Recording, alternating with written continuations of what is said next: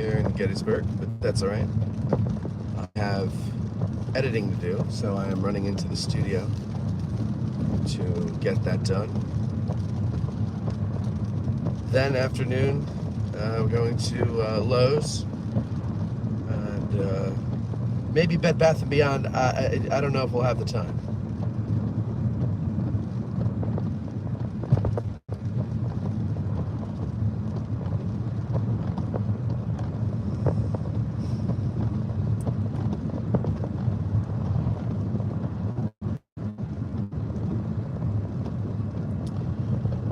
Morning, Michael. Feeling fine, thank you. How you feeling? Good morning, John. Morning, Zach.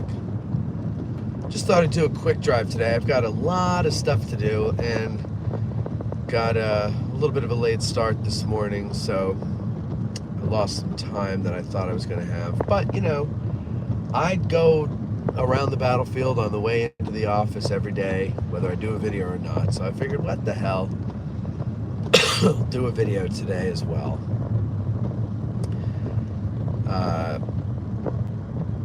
Went out, Colby went out to a restaurant called Eagle and Owl, which is out at Ski Liberty Resort. I'd never been out there before. I've been near it. I've never gone into the Ski Liberty complex. I'm not a skier. I can barely walk without falling down. There's no way in hell I'm wearing big boards on my feet on slippery snow. No way in hell. So I've never had an interest. I mean, I did try it when I was younger, and it basically, do you remember that Disney cartoon when Goofy went skiing and he tumbled down the hill and just turned into a big snowball? That's basically me, and that was on the bunny slope. So I just, really don't care about skiing. However, I've never been out there, so Bo was like, yeah, let's go to this place, it's really good. All right. Never heard of it, to be honest with you. I don't know if it's new or not. Anyway, we went out there. Eagle and Owl, out at the at Ski Liberty, and it was nice. Nice place. I felt like I was in Colorado. Like, it was pretty cool, and I highly recommend it if you ever get a chance. You want to kind of change the scenery. You want to go away on vacation to Gettysburg and also feel like you're, maybe take a short vacation from your vacation to Gettysburg by taking a vacation to Colorado. Well, this place will make you feel that way, and it's pretty good. There was I don't know what they were, but there was a large group of, I would say, guys in there, maybe my age to 65-ish, large group of them. They were really loud and annoying. They were. I mean, I guess I could ask them, but I really didn't care. It's because they were so loud. The way my hearing is, I hear and a good amount of minutes spent paying attention to these guys trying to figure them out. But they have a fire pit outside that we saw, so we're like, oh, let's go out to the fire pit. And we sat out there, and then ended up talking to some of the guys that were smoking cigars there, and they were nice. There was nothing wrong with them. They were having a good time. But it's always annoying when you see other people having fun, and you want to have fun too, and you're like, well, you just like, oh, what are you guys up to, But we had a good time. We had a good time. There was a story. I might have to save this for, I don't know if it'll be as funny if I save it for the next time Bo is on AG Today. But when we got there, we sat down. It wasn't very long, and then Bo had to go take a leak. So he gets up to go to the can. And I have to go, I don't know, a couple minutes after that. Not very long. And I go in there, and there's this overwhelming smell of, what you do in the stalls. And it's like, all right, whatever. Somebody's having a rough evening.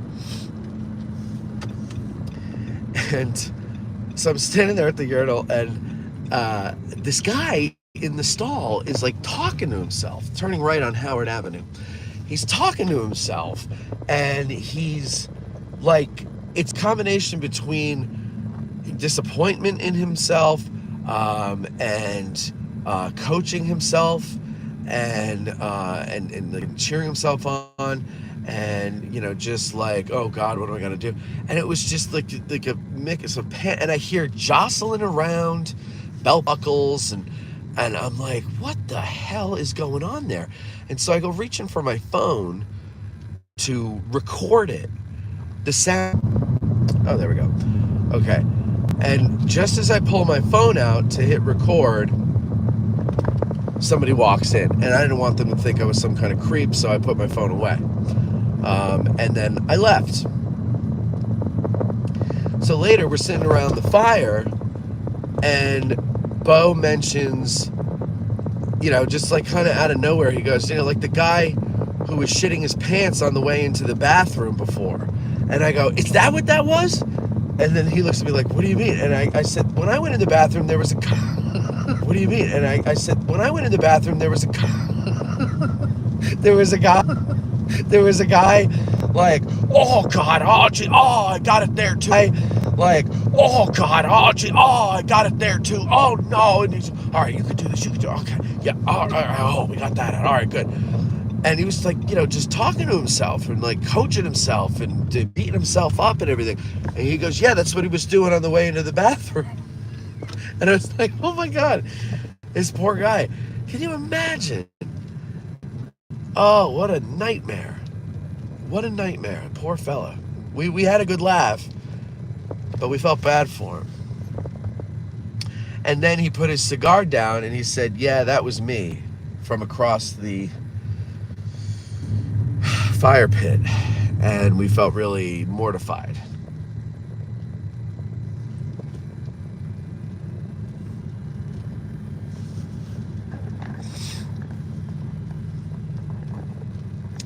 So that was my exciting night.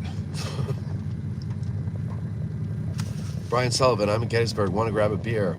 Perhaps, it depends. I have a lot of things to do today. Quite a packed weekend. So I'll have to play a wait and see attitude on that one there, Brian. Better had a nasty stomach bug several weeks ago. Oh, that sucks. As I told a story about a man pooping his pants.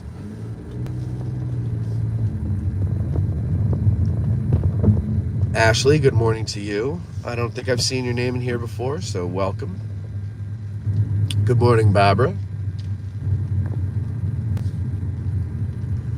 Michael is going to Bethel Woods Museum today. Very nice, very nice. Good morning, Matt, watching from home in Dallas town, getting ready for chilly making weather. Yeah, it is starting to get there, isn't it? I'm starting to envision soups, chilies, stews, hearty meals. Donald says, keep Mike and Matt off the skis. Yeah, exactly. Don't even let me go near them. I might trip over one. Michael hopes there's nice weather next week. I think it's supposed to snow next week and then rain. So yeah. Marcia, good morning, Matt. Good morning, Marcia. How are you? Have a great weekend as well. Good morning, Dustin. Good morning, John. And how you doing, Tom? Oh no, did we lose audio?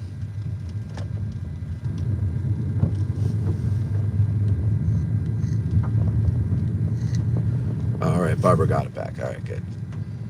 Yeah, sometimes, so unlike when we do AG today, I have no control over audio or video signal or picture quality. Once I hit live, I'm at the mercy of the atmosphere and topography is what I meant to say, not topograph. Topography. Like you are when you have a cell phone call. I'm using a cell phone here, folks. So, when you're driving and suddenly people can't hear you and they're like, hello, hello. And you're like, yeah, can you hear me now? Hello, hello. Yeah, can you hear me now? Hello, hello. Oh, there you are. Okay. It's the same things at play here. So my mother texted me, and she goes, "Your audio was going in and out the other day." And I said, "Yeah, Ma, it's a cell phone." Like, what do you want from me, Mama? So, just remember that, folks. You must remember this. It is a cell phone, miss. No, Barbara, not really snow. Come on, Barbara. Don't you know my sarcasm by now? I was just busting Michael because he says, I hope it's nice next weekend. Michael, there's a line from the great American philosopher Scott Weiland, singer of the band Stone Temple Pilots. And the line goes, "And I feel so much depends on the weather. So is it raining in your bedroom?" Now forget the second part. But he's making the point that so much depends on the weather. Everybody's worried about the weather. You know what? Life does not stop for weather. Should not stop for weather. We had our tour in April.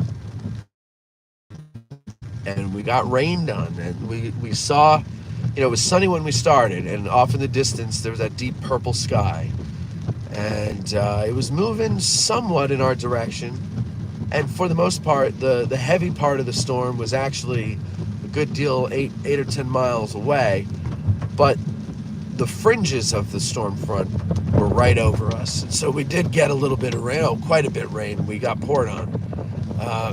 But it was thundering and lightning off in the distance. And we definitely took about 50%, maybe 60% casualties. No, I think it was like 80% casualty that we took when the rain started. And, whatever, to each his own, right? You want to be comfortable. But I don't understand that. Like, it's water.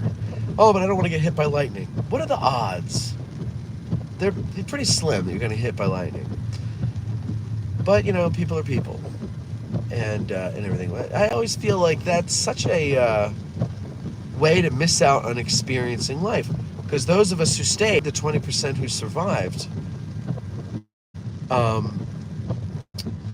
we had an experience that we reminisce about when we see each other. And some of us give a knowing look to the other and we go, "You were in the rain, weren't you?" And then we start crying and we embrace. We go, "Yeah, man, it was cold. It was cold rain. I know, man, I know. I was wearing a wool jacket, got soaked, and it was carrying an extra 10 pounds because of it. I know, man, I saw you. You were bent over, you were hunched. You were like, man, I can't make it." And this is what we do. We cry to each other. We're veterans and survivors of a traumatic experience, but we experienced it, and therefore our lives are fuller. So all I'm saying is, don't worry about rain. Go out and have fun anyway. Now, snow, on the other hand, forget it. Just shut the world down for snow. Forget about shutting the world down for a cold. Shut the world down for snow. I don't want to be out in it. I'd like to just sleep until it's gone.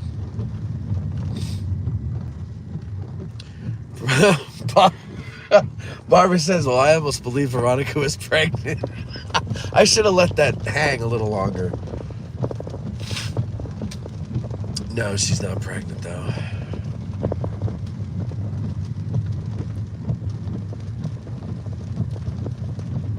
Just got the alert about 200 people killed in Israel by Hamas attacks. This madness will never end. Well, thanks for bringing us down there, Tom. Yeah, I woke up at 2 o'clock this morning. I had 3 beers with dinner, and I don't really drink anymore, but it was a new place. We had Bo's back in town, and Colby was out with us, which is sort of rare. He doesn't always come out. And then we had Cindy's daughter, and we were at a new restaurant. I felt like, being a little festive.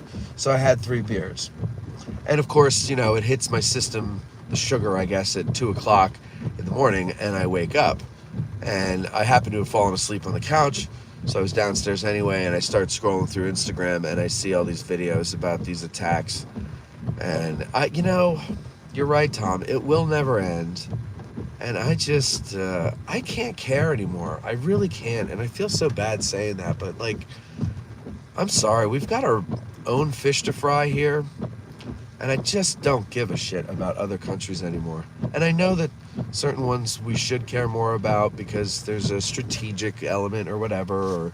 But I just see our country going to hell, and I care about our people. I'm sorry. I know that makes me a horrible person, but we can't support the rest of the world if we're not taking care of ourselves. And it is horrifying, because I was reading the reports of what Hamas is doing. They're just dragging women and children out of their houses and executing them in the streets. And that's horrifying stuff. But, you know, I just, if I think about it too much, it just weighs on me, and I kind of get this feeling like, what's the point of doing whatever it is we do?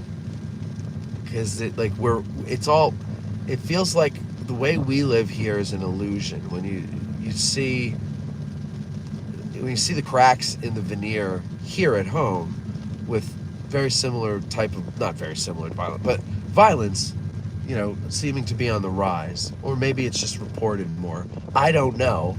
That's the problem too. I don't know. I don't know what to believe. I don't know who to believe. Everything and everyone has discredited itself. And it's a sad state of affairs. So thank you for cheering us up this morning, Tom. Thank you. Dustin says, just saw American Battlefield Trust as chance to preserve. Now, is it a chance to preserve, or have they preserved it? Because I heard that they preserved it, that they got it. And I'm so happy to hear this, because that was going to be apartments. There are many people dancing for joy around here, because we're, you know, this is a thing that you don't hear a lot about, because like the town and the surrounding townships, they're kind of like, I think of the town as an island, right? And the townships are like naval fleets out in the ocean. They need the town still. So they need to come back to the island once in a while. But they're their own thing, kind of just floating out there. Problem is, there's just a little too many of them popping up now. And, you know, like, there's a cookie cutter neighborhood right by the place we just moved to, and it looks like they're building another one, I don't know, like a tenth of a mile down the road from that.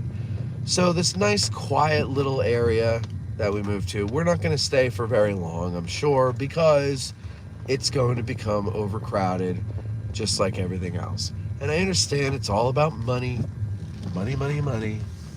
But I just wish there was a balance, and I wish the powers that be cared a little bit more about the integrity of the area that we live in, instead of, and not just the historical integrity, the agricultural integrity, the aesthetic integrity.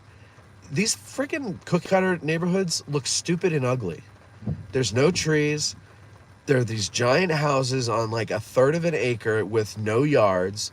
There's no space between the houses. I don't understand it. I don't know what would make someone want to live in it. And I don't get it. I don't get it. And I don't get why. No, I get why people are selling off to these developers, because it's money. And, you know, I guess farming is just not doing it anymore. But I'm very happy that the trust is getting that property, and those apartments won't be there. Because those apartments in particular really stuck in a lot of people's craw, because they would absolutely have to put another light there, a traffic light. And to give you an idea, if you don't know where we're talking about, if you go on Route 30 west out of town, you have, whatchamacallit, you've got the light on McPherson's Ridge, and then you go down into the swale between the ridges, and you go up Hers Ridge, and there's a light at the top of Hers Ridge. This apartment complex would put another light down in the swale so that people can get in and out of the apartment complex during, you know, heavy rush hour times. Now, that might not have been part of the plan originally, but that eventually, ultimately, never. And so now imagine how long it would take during heavy traffic times to get out or into town with a third light. And then it's just ugly.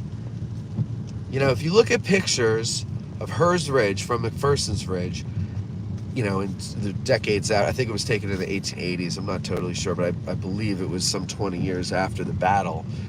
There's nothing. It's just farmland. No buildings. Barely any trees. Like, you could see all the way across from ridge to ridge. Which is another thing you want to take into consideration when you're studying the battle in that part. It wasn't as wooded as it is now. So,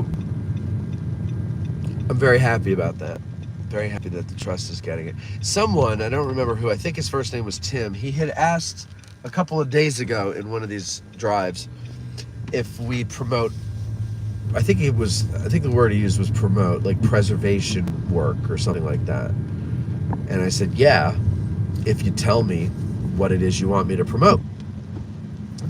And I think he had an autocorrect issue or a typo or something, because his next comment was ABT to tour, or ABT tour of 15 acres around Willoughby Run.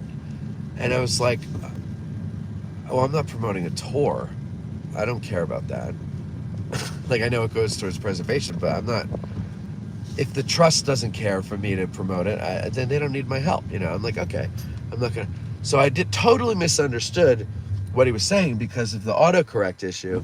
And then the next morning I walked into Bantam Roasters and I saw a friend of mine there, and he said, did you hear the trust is buying 15 acres around Willoughby's Run? And I go, oh, that's what that was. So, yeah. Here, let me take a little turn here so that you can get just a little bit of the charm of seeing horses. There they are. Beautiful animals out in the rain. Horses in the rain. That means they're getting wet. Wouldn't you get wet if you were in the rain too? Ghost of Sickle's Leg has a great point. He says, like button, people, hit it.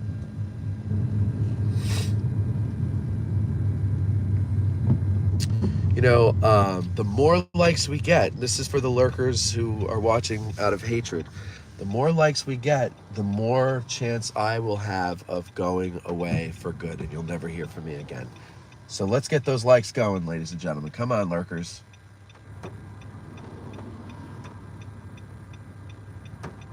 All right, we're going to see a white car coming by, and then we're going to turn. There it is, and now we're turning. Marcia says, so what happens to the pool, tennis courts, clubhouse? I'm hoping they go away. But I'm imagining it's not going to be immediate. Mulligan McDuffers is still just sitting there. And the trust has had that for a while. I don't know. I think it's enough for the trust to get in and preserve the land from development. It's a big step. That's good. That's important. And then I think as funds become available, then they might remove things. I don't really know how that all works. But that is, that is something that I think is something, and it's something to think about.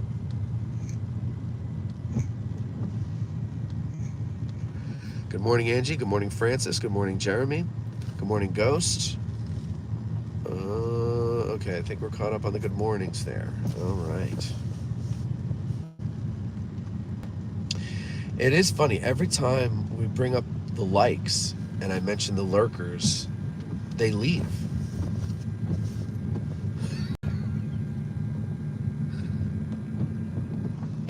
King John.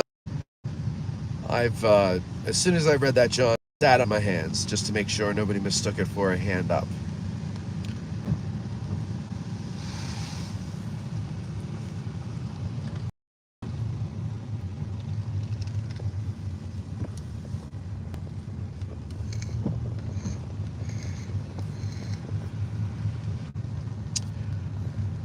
James says when they buy the land, they make agreements to the people when they have to get out. What does that mean? Who are the they and what are the? So you're saying they make agreements to the seller as to when the seller has to vacate? Is that what you're saying?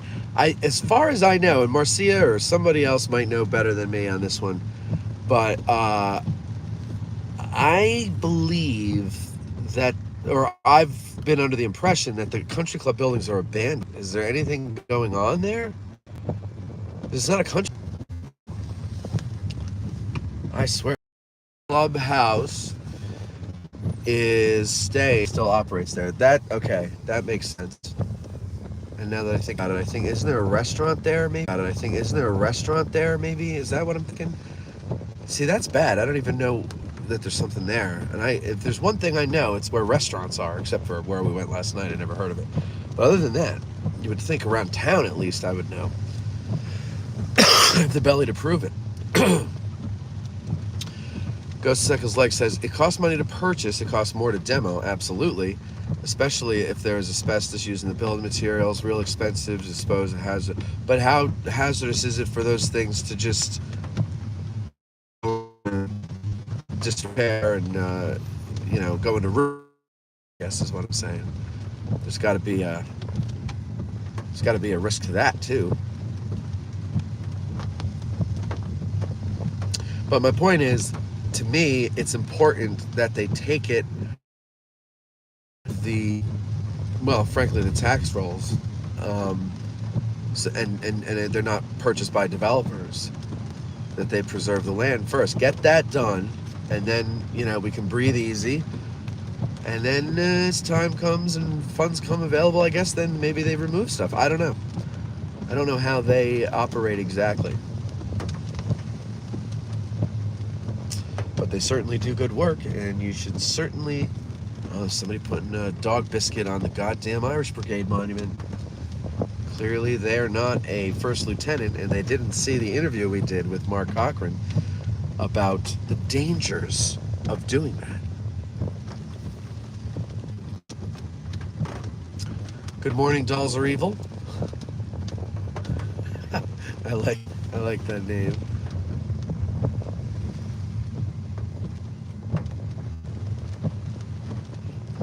If you don't touch, you don't assume the liabilities. Is that true? So if I own a piece of property and it's got dilapidated buildings on it, and someone goes on there and gets hurt, I'm not liable? Maybe if I put a no trespassing sign up, then I've said no trespass, and then you trespassed, and I can't forgive you your trespass.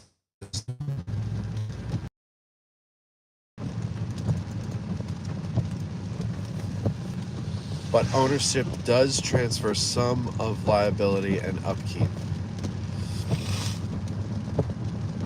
I think what we have to do, folks, when we have these discussions with these, with these types of questions, we have to understand that, there are people that watch this stuff after the live video, and they want to probably know the answers to these things too. And I think we need to be a little clearer in our answers. If we don't know for sure what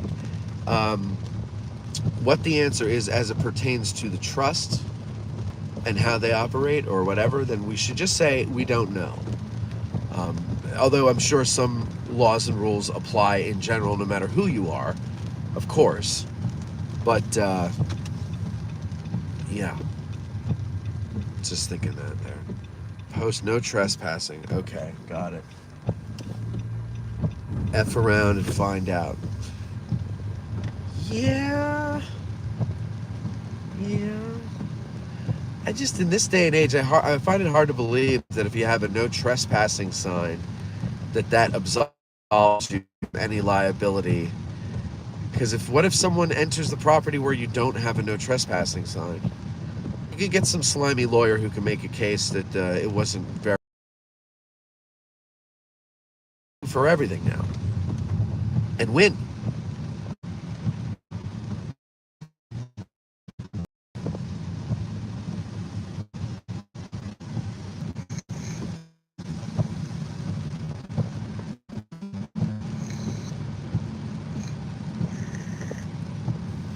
and learned all kinds of stuff. Oh, I'm sure. But Michigan and Pennsylvania. Pennsylvania has some weird laws. What was the one we were talking about the other day? Oh, yeah, this still doesn't make sense to me, even though Veronica kind of made it make sense, but still, it doesn't make sense. And it was when we were talking about Debbie's car being totaled, the towing company takes it and sells it, even though you have the title. So my question is, what's the point of ownership? What's the point of having title if a certain circumstance that, you know, like it gets totaled suddenly makes it that it's not yours? And she explained, well, insurance is going to cover it, blah, blah, blah. The money, it's just going to go to the same thing. So they're just cutting out the middleman, which happens to be you, even though you're the owner. I don't know. Some weird laws here.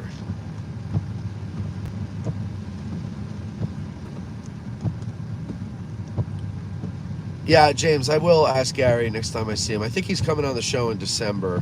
We're going to do a photography show. If I can remember that long into the future, I will ask him.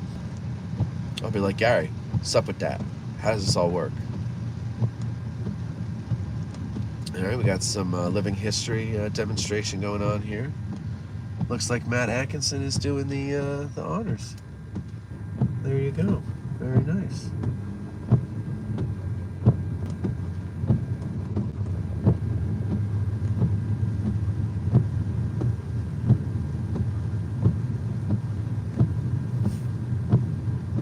I guess you post no trespassing, and if you get caught, you'd get disappeared. No body, no lawsuit.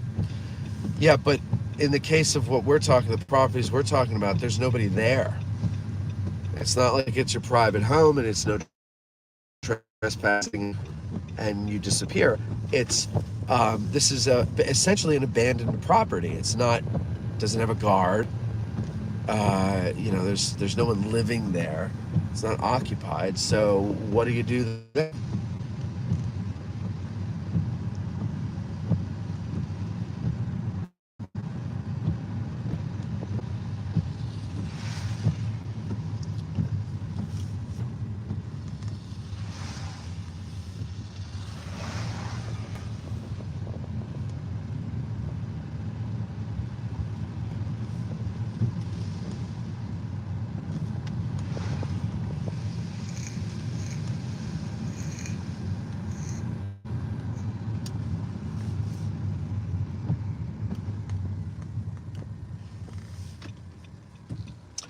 So we're going to go over to Culp's Hill via this route instead of the usual route that we go.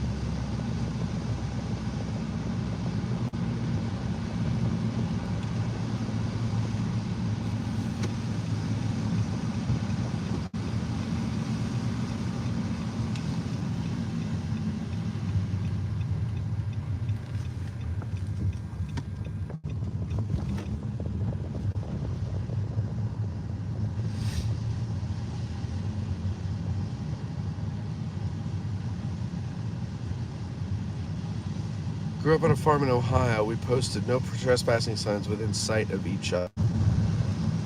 I guess and they don't always make sense, or they make sense in a diluted legal way that only shady lawyers could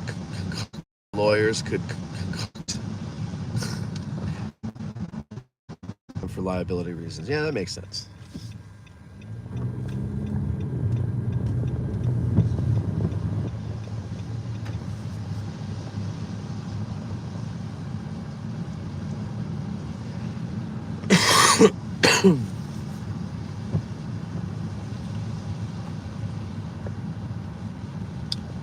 It was to keep hunters and others out.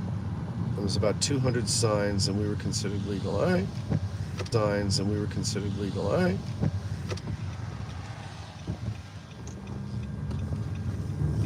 Would it be great if posting a sign just made something legal? Like, for example, if I posted on my mailbox, leave a $5 bill when you pass, and everybody had to do it because I posted a sign and it's the law now. That'd be awesome.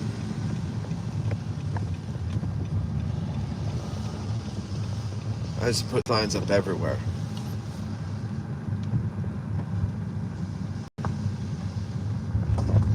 Barbara says, it's nice that you enjoy the battlefield so much and share it with us. Well, thank you, Barbara. I'm glad you see it that way. I think it's nice too. I know when I wasn't living here, I would have loved to have seen. I guess that's kind of what I do with addressing Gettysburg all around. Is I do things that I would have liked to have seen or heard when I wasn't here, because I miss it, you know. And so I'm just kind of doing what I would have wanted done in the way I would have wanted it done, and no one.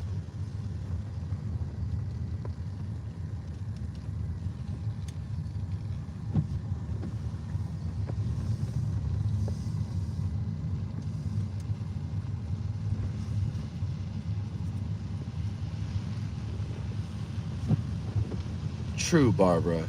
Love these drives and listening to Matt pontificate. Well, that's something you don't hear often.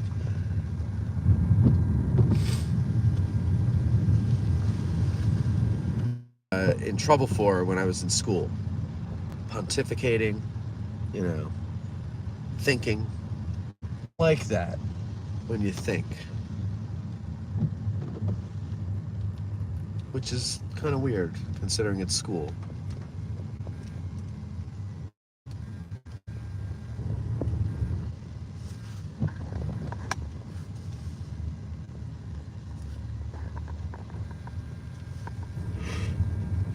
And Barbara adds that pontificate and bitch, don't forget. Yes, definitely use this as a bitch session.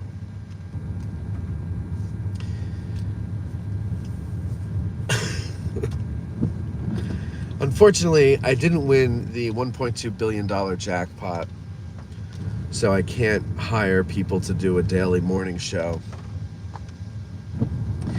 But someday, perhaps there's a deep-pocketed, generous person out there who's like, you know what? I'm going to back this guy. And we're going to do this. We're going to make the media company that Matt knows needs to be made here in Gettysburg that no one is doing yet. They're sniffing around it, but no one actually is doing it right. And I want to back Matt. I don't know, maybe that you never know who watches these things.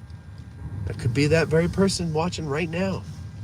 Or maybe he watches it when it's archived. Maybe she watches it when it's archived. Maybe she's made a lot of money on OnlyFans and she's like, you know what? I want to put this money towards something good because now I feel dirty by the way that I got the money.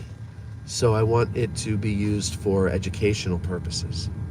Who knows what motivates people? Just throwing out some ideas here. Smarmy, yes.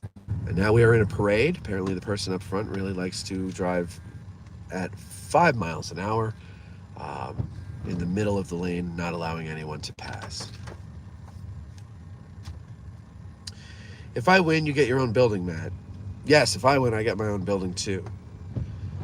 That would be great. I would love my own building. Honestly, I had an interesting conversation. I won't say with who, but someone who is the president of an organization. I'll say that much. And he is very, well, I don't know very much, but he and I had talked about my idea for,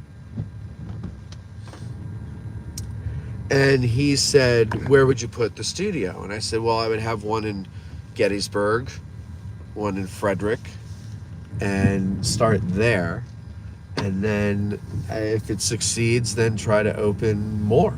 But I mean, definitely, if I could only do one, it would be Gettysburg first.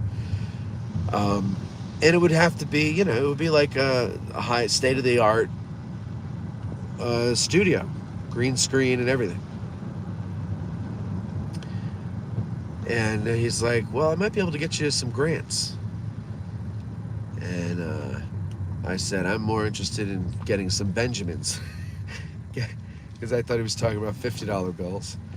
But no, but seriously. So we're going to have a meeting in November to see, if this is actually something that we can do, because it would be great. I think it would be great for, everybody is doing their own thing, right? Everybody has their own YouTube channel and Facebook channel, and they do their own thing. And I've noticed, and I'm sure these other people notice too, we all have the same audience, right? Like, okay, so like say the Trust is like the bigger one. But their audience, some of them are mine as well. Some of them are Battle of Gettysburg podcast. Some of them are ACHS. Some of them are Seminary Ridge. Some of them are the Gettysburg fan. Like, everybody kind of like looks at everybody's stuff. What I want to do is form a network that has its own facilities for all these people to come and produce their own stuff in it. And they'll be better produced because we'll actually have producers who know what they're doing, and not just someone who kind of figured it out and used a cell phone or something. And I believe that we have, strength in numbers if we do this. And everyone has the same goal, which is to spread the gospel, if you will, of American history, especially the Civil War. But I'm not only thinking of Civil War shows, I'm thinking of other shows. So,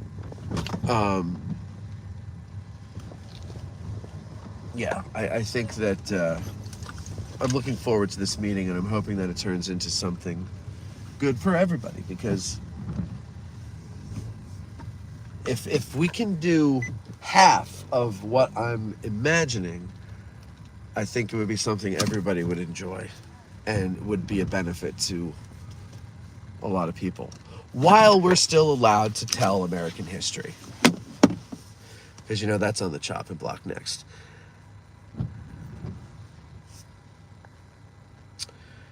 But it would be the Sickles News Network. You're an idea man, a Civil War station franchise. Yeah, sort of. Yeah. It doesn't have to be Civil War. There's a lot of, there's good Revolutionary War content out there. I'm seeing it seems to be a little bit more interest in French Indian War, War of 1812. The trouble, here's the problem. The trouble is not finding people who are doing the subject matter. It's finding the people who are doing it who also have talent and some kind of charisma that can attract and maintain an audience. That's the tough part. And that, to me, is the key to actually succeeding there. Because at the end of the day, we've talked about this before when they make like Civil War movies or history movies in general, but Civil War movies, I notice this, when they're independent films. I don't know if this is the story behind them, but it always feels to me when I watch these movies that a history nerd who also likes film wrote a history movie, found a buddy who's a filmmaker. They found a, shoestring budget, maybe 50, 100,000, maybe a couple 100,000, who knows, maybe $500,000, whatever. Low budget. They found the money to make the movie, but they're making a movie for history nerds, and therefore it never goes anywhere, because there aren't enough history nerds to keep a movie afloat. There might be history nerds to get the movie off the ground, but at the end of the day, if you want to reach a larger audience, it has to be a good movie. That means it has to be well directed, it has to be well written, well shot, well directed, well acted, and most importantly, well edited. I think the editing is where you write the movie for real. And I just never get that feeling when I see these movies. And I think it's because history nerds are in control, not filmmakers. In other words, like the filmmakers are a hired gun. So with this thing, like, you got to understand, like, if we're going to be able to do this, we have to find people who have a charisma, hosts who have a charisma that, can hold an audience, but are also giving them whatever the subject is, they're giving them the red meat that they want. And that's not easy to find because it's not easy to do. And so that's the thing about the network. And so that's why I'm trying with That's What She Said. And we're trying to build up Casey Turbin with the film club a bit, because we're going to do a Winchester show with him hosting it, and it's basically addressing Gettysburg but in Winchester, and he's kind of the guinea pig. Casey does have charisma. He's a good host. He's got a good voice. He knows how to speak, and he knows a shit ton about Winchester. He loves his town. He loves the history of the town. He knows a lot about the history of the town, and he knows a lot of the historians in the area. So he's able to do what I do, which is basically use those connections to get material for a show. So he is kind of the Matt of Winchester. And so it's, easier to replicate everything with him. And he gets it. So now you're going to start seeing and hearing more of Casey, like when Bethany, for example, because she's taken over for Veronica, when Bethany is not available and we need a substitute, if I have enough time to give Casey notice, he can drive up here and he can fill in for her. So he'll do that. If not, he just happens to be in town, we'll have him come in and do a film club update. The same goes for Steve Byers too, by the way, who is the book club guy. He doesn't get down here as much. He's got a lot of responsibilities back home, but whenever he's here or whenever he wants to call in, he can do that and talk about book club and what's going on there. Anyway, so yeah, that's like the big thing is the charisma to do it. And I've said the word charisma far too many times today, but it is something that needs to be done. And so a lot of people that start podcasts, it's very easy to start a podcast. You don't need a huge financial investment. It'll sound like you didn't have a huge financial investment, but you don't need a huge financial investment. But most people don't research deep enough into the equipment that they need to get, how to use the equipment and optimize it. These are all things that'll pay off. So like it's kind of a high bar to be considered for the network. But as long as you're willing to learn and kind of adapt to what we've set up, then we can let you in on the network. And so, I'm actually looking forward to it. We just have to figure out. I had a meeting with someone the other day, who ostensibly we were talking about him coming on as my business partner. And one of the things we were talking about was this network and how to make it work so that everybody is getting something out of it and all that stuff. And there's several different ways we could do it. We're not anywhere near ready to go, but we do have the ball rolling. Let's see.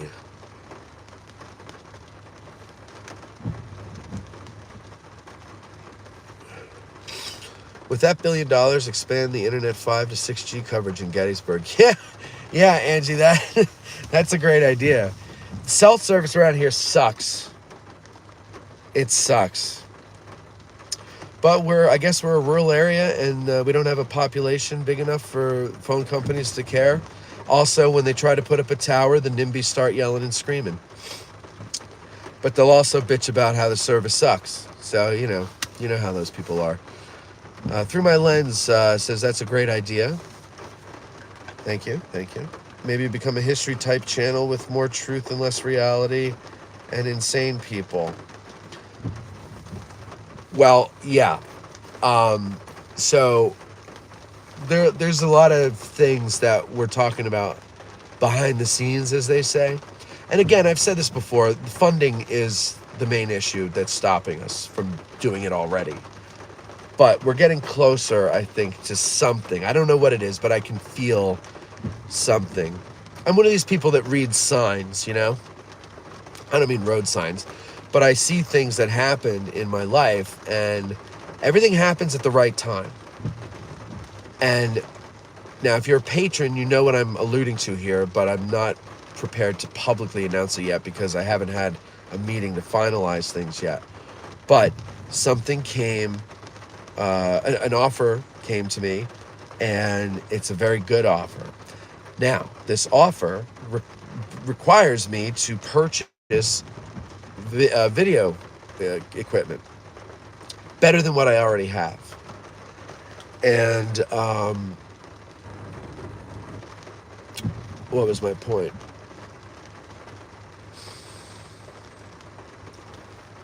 What was my point, folks? What was I saying? Oh, yeah. So now I had been saying since winter, I really need to start producing videos for YouTube. And but I'm not doing the cell phone, holding the cell phone out at arm's length and walking around a battlefield thing. Everybody does that. It bores me. It's got to, somebody else has to be getting sick of that format. I want to do it a certain way, but that certain way requires more people. Those people, if they know how to do what I'm talking about, are going to require to be paid. So I need to find a way to fund this stuff. I don't know how. I don't know who to go to. Blah blah blah. But I kept saying I need to get into video. Then this opportunity comes along, and this opportunity, should I be able to do it, will theoretically enable me to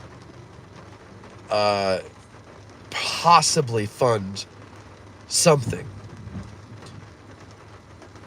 So it's a step, in other words, it's a step in the right direction. It might not be the magic bullet, but it's a step in the right direction. So,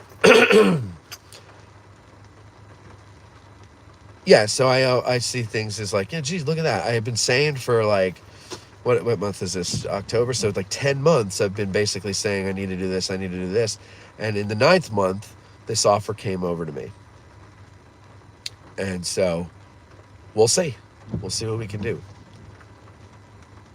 But, yeah. So.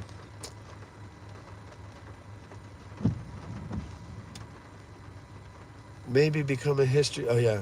Grant says, who's going to mess with Matt with Veronica gone? Oh, Bethany can do it. Bethany can do it. Yeah, I saw that Sunbury Monster. It looked pretty good.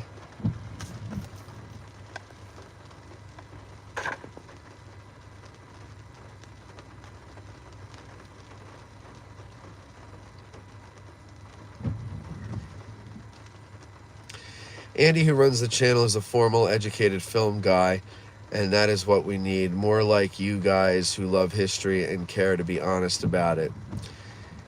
I agree. I agree. I certainly am not interested in producing anything like Netflix's Cleopatra that just completely makes shit up. But I want to have things in these documentaries that might be things that you never heard of, that you might think were being made up, but it's just an obscure piece of history that was either brushed under the carpet or not really talked about before. I don't understand why you have to change someone's history in order to be a part of it, when you have your own history, which is just as rich and just as interesting. I don't get that. But I want to tell the whole story. That's really the whole thing I want to do. That's whether you recognize this or not, what we do over at Patreon is an attempt to tell the whole story. Recently we had an episode about Yellow Hill come out. Yellow Hill was a black settlement north of here. I want to know more about black history in this area. And I think if we can talk more about black history in this area, we can learn more about Black history in the United States as a whole. Now, granted, it's different in Alabama or Mississippi than it is here, but it is and it isn't. And who knows where it could lead. Same thing with the women's history, but not, I don't want to come at these with a political agenda, except the truth, which apparently is political now. But I want to know. I want to know the whole story. I don't care about who's right, who's wrong. I just want to know information. It's not important to me to cast dispersions or judgment on people that have long been gone and can't defend themselves. I just want to know what happened, because I feel like we've all been, I don't want to say lied to, but our history has been misrepresented to us in our schools and in pop culture. And when it was, the Cold War era, hoorah, American flag waving stuff, that was a misrepresentation of our history. And in the pendulum swinging the other way, where it's America's the worst thing in the world, that's also a misrepresentation of our history. Both are agenda driven, both are incorrect. When you're politically correct, you're everything else incorrect. And so I want to do it without any kind of, but it's very hard to do because your audience doesn't want to hear that. The people on the right think that you're a liberal or a Marxist. The people on the left think you're a Trumper if you tell something that makes them uncomfortable. And which is, by the way, an indicator that you're doing it right and you are perfectly in the middle. When you get 5 on one side saying you're the other side and 5 on the other side saying you're the first side, you're doing something right. But they don't think you are, but who needs them? And the way to do that is not just have me do it, it's to get other shows in our network that will give you a different perspective. And hopefully we'll be able to find people who can put their political biases aside and just seek the truth. Remember Dragnet, just the facts, ma'am? Now, facts and truth are not the same thing, but just get to the facts, and maybe through getting to the facts, you can find the truth. Who knows? Maybe I'm idealistic.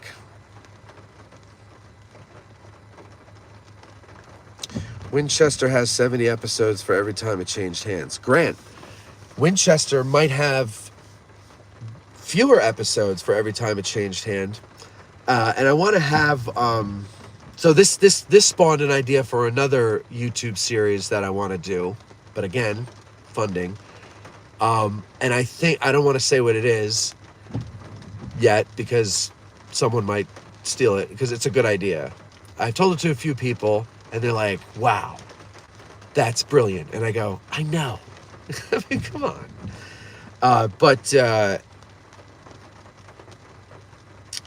Basically, when we were down there recording the anniversary episode, we were talking to Jonathan Noyalis before we started recording. I said, what was it? Or maybe I said this in the show. I don't remember. But I remember sitting there and asking him, what is it? This changed hand like 72 times or something? And he said, well, it depends on how you want to count it. And I go, what do you mean? He's like, well, he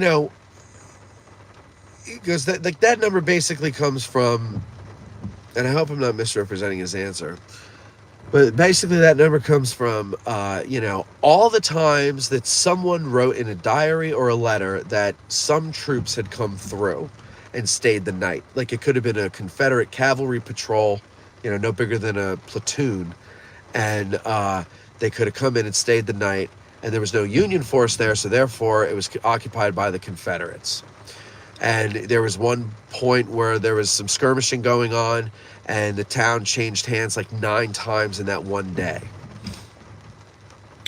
So, his point was that, it all depends on how you want to view occupied or changing hands or whatever.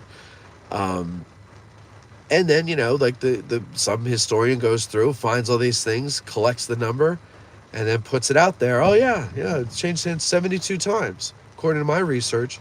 Well, there you go. But officially, I think he said it was closer to maybe 9 times. In other words, where there was a big force that was in there for a good period of time, officially occupying the town of Winchester. So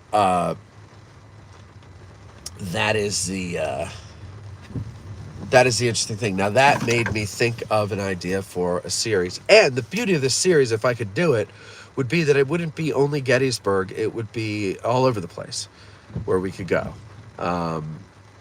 So yeah, but again, sport edits: Messi or Ronaldo? What the fuck are you talking about? Angie agrees. It's Messi. Yeah. Okay, Messi. Great. Grant, what I really enjoy about what you do is, apart from the history where I learn a lot, is the fact that you don't take yourself seriously and have fun with it. As you said, aging today, good banter is fun. Thank you, Grant. Thank you. Are you the one from Australia who called and left the voicemail, Grant? Because that was a funny voicemail. I like that.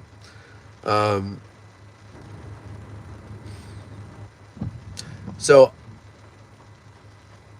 before I started, I had a friend who I never understood, like, why he wasn't interested in history. Because me and my three other friends, like I went through high school with and earlier 20s with, like the other two guys and I were interested in history. We were interested in knowledge, right? We don't want to walk through life stupid and ignorant. That's not comfortable for us. But our other friend was kind of happy to. Oh, no, I shouldn't say that. It's just that's not where his interests lied, or laid, or lane were. His interests weren't there. Yet they were. And it's not that he wasn't interested in history. He just wasn't interested in the history that we were interested in. He was more interested in World War II. Okay, cool. We were too. I mean, my grandfather fought in World War II. I was definitely interested in that. I think my other friend's grandfather fought in World War II. And then I think our third friend's, some relatives, I believe he said, I could be wrong here, but I think he said were in the Holocaust as the victims, not the perpetrators. And so, we were certainly interested in World War II. We had connections to it. But we found, I guess because we had connections to it, it wasn't so mystical as 19th and 18th century history was.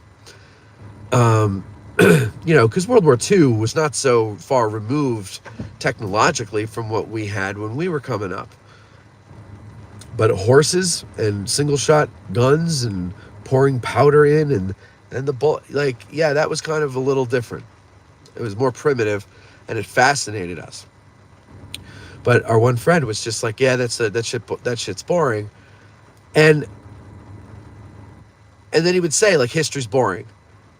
And our slogan, history is not boring, is totally me talking to him. And he would say history's boring, and I'd be like, no, it's not. I don't know why you're saying that. It's not. It's fascinating. And then he would always go, because, Mr. X or Mrs. X were so boring in school and blah, blah. And then I realized, oh, he's such an idiot that he thinks because the teachers were boring, therefore the subject matter was. And I realized that the vast majority of the public is that shallow of a thinker that they think that the messenger is what makes this subject interesting, not the subject itself. And so I was like, okay, how do you counter that? Well, what does my friend Jay like to watch? He likes to watch the History Channel.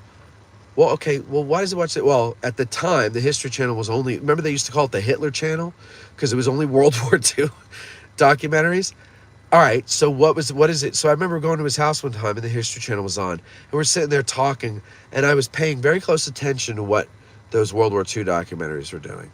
They were modern, they were new.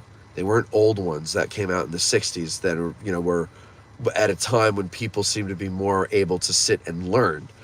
This was bells and whistles, sound effects, exciting music, re-editing the footage in ways with these quick cuts and everything, so that things that people are used to seeing in film, they made them cinematic. And I go, okay, keep that in the back of my head. And then when I started addressing Gettysburg and I did the narratives, I was like, that's what I have to do with the narratives. I am not going to do visuals because who's got the time? But I'm going to paint an audio picture with sound and description and whatnot. And so that's what I set out to do with my one friend in mind. I don't care if anybody else liked it. I don't even think he ever listened to it. I never sent it to him or anything. But it didn't matter. He was the one person I was thinking about, Jay. And I kept saying, in my head, I'm like, this is something that Jay should like because it's got the bells and whistles. He's like a 5-year-old with a video game. That's the only way he can learn is if there's flashing lights and big sounds. Of course, Jay's not really that stupid, but yeah, so that's it. And then, so that's why originally our slogan was, history is not boring, your teachers were. And that was the first version of it that we put out. And so if some of you out there have those t-shirts with them, those are collector's items. So I would just put them away somewhere to preserve them, because someday they'll be worth 50 cents. But yeah, so then, I got a lot of people who were teachers going, hey, I'm a teacher and I'm not boring. And I'm like, you're missing the point. And then I realized, well, again, the public isn't that deep of a thinker, so you gotta, appeal to the lowest common denominator. So I'm just going to say history is not boring and take the teacher part out. Even though I stand by my theory that people think history is boring or any subject is boring because they had boring teachers. Not that all teachers are boring. Because I'll tell you, this friend Jay, he did not have the three history teachers that really solidified my already existing passion for history. And the ones that he did have were a little more boring. Grant, yes, I'm the Aussie. Yes, I have sarcastic sense of humor. This show suits me. Thank you. Good, Grant. Grant, we have a listener, Adrian, over in England, and he hesitates to call in because he thinks, it's hard because of long distance. How did you call in to leave that voicemail without paying an arm and a leg? That might help him. I don't think he's watching now, but whatever. Jennifer, how can boys storming the beaches of Normandy be boring? Well, that's the thing. He didn't think that was boring because there were machine guns, there were tanks, there's modern equipment, and it was presented to him in a flashy kind of way through documentaries.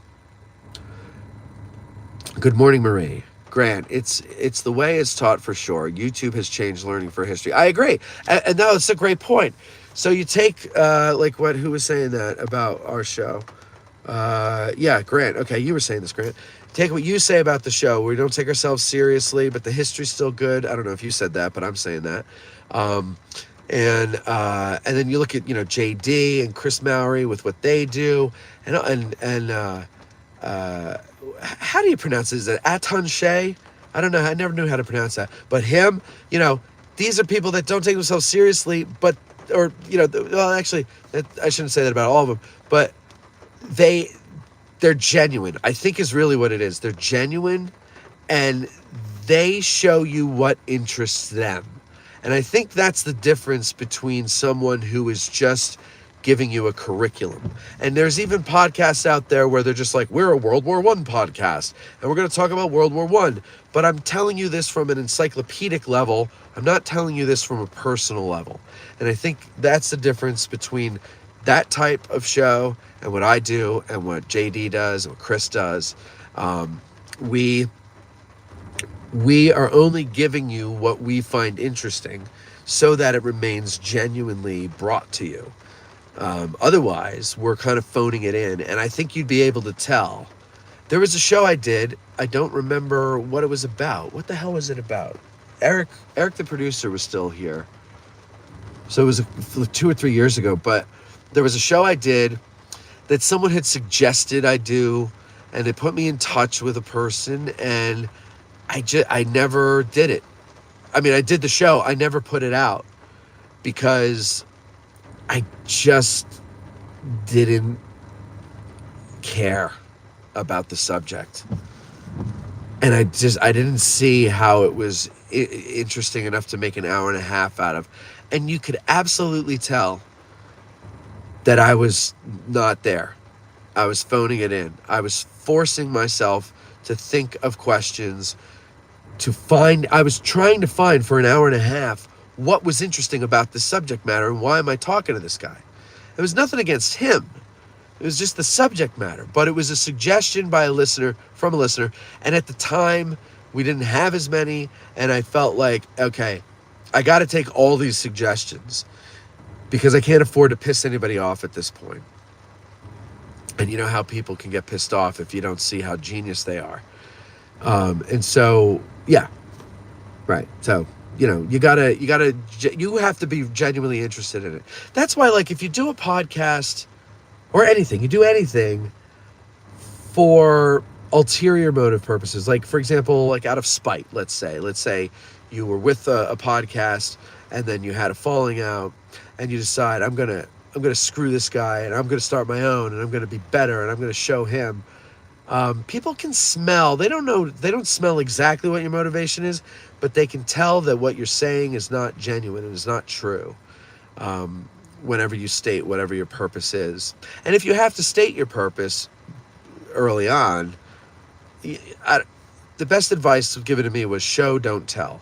Now, I know I'm telling you now, but I'm telling you now long after I've started this. It's kind of more like a peek behind the scenes, in case you're interested in doing your own. Okay, let's see. Grant, it's the way it's okay, got that, Marie. We are at my mother's house as her 77th birthday is tomorrow. Happy birthday to your mama. Grant, it's pretty affordable, actually, the international calls. I'll give it a go during the next AG Today live. The delay is a problem, though. Yeah, there is a delay, and I don't know how big the delay would be coming from overseas. I'd be interested to see, though. That would be fascinating. But you could always leave a voicemail, and that's what I was telling Julian. Was it Julian? I can't remember names. Anyway, the guy from England. I was telling him that you call and leave a voicemail, and I'm sure like it's cheaper through Google Voice, or I don't know, maybe Google Voice makes you pay. All I know is I did an interview on Skype with Brian Mallon when he was over in Ireland, and it didn't cost me a cent. So I don't think there are ways, is what I'm saying. Also, there are ways for me to get a delicious cup of coffee, and one of them is right in front of us. That gray building right there. Bantam Roasters. I'm going to go in there and get a cup of coffee, and then I'm going to go edit some shows. All this week, ladies and gentlemen, what were once exclusive Patreon interviews with the actors from the movie, they will be coming out each day during the week. That's on the free feed, so wherever you listen to podcasts, and also here on YouTube. Some of them are done video.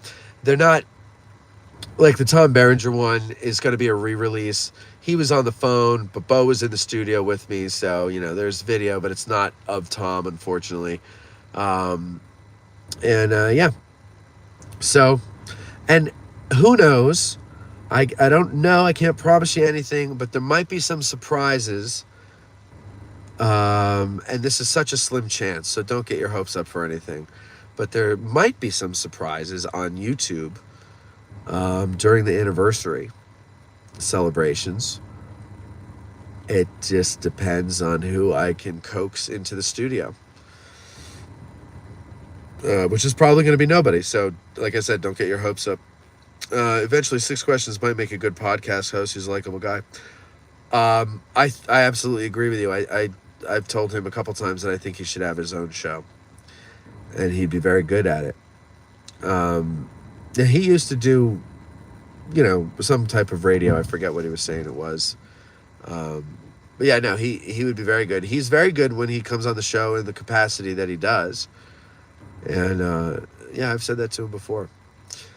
All right, coffee time. I'll talk to you guys later. You have yourselves a great weekend. See you on Monday. Bye-bye.